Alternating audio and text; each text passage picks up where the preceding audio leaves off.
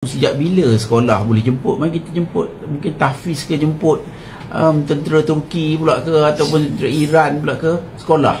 Jadi kita pelik lah, benda ni benda yang macam menimbulkan persoalan. Lepas tu kita tengok juga yang dikibarkan adalah bendera China. Saya tidak ada masalah dengan China, saya boleh je bercakap Cina pun. Tapi di luar sana, ini adalah perasaan yang ditimbulkan oleh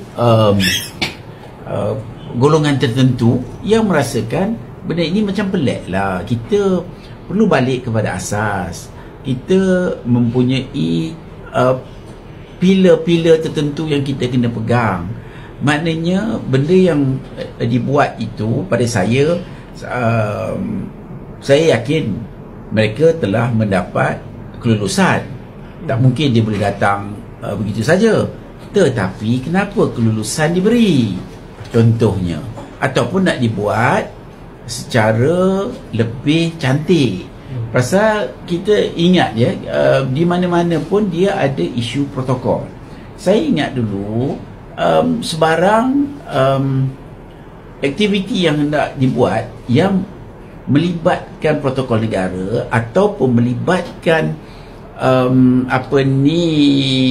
image negara perlu dikaji.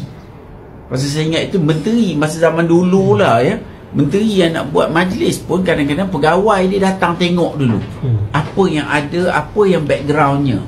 Tapi kalau yang seperti ini, benda ni dah keluar, saya rasa apa pun perhubungan di antara Malaysia, antara negara, perlu juga melihat sejarah, perlu juga melihat budaya yang ada. Kalau tidak, dia akan menjadi rosak, dia akan menjejaskan perasaan.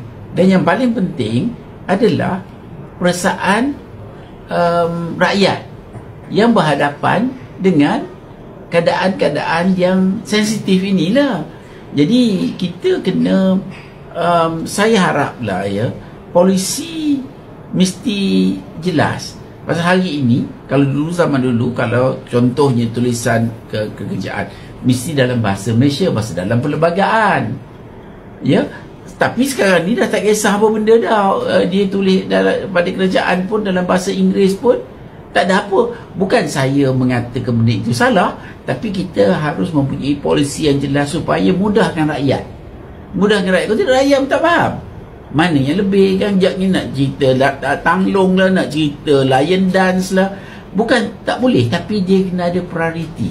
Contohnya dragon dance. Dragon dance yang tarian singa. Yang kita tengok setengah-setengah pihak nak jadikan ia satu budaya.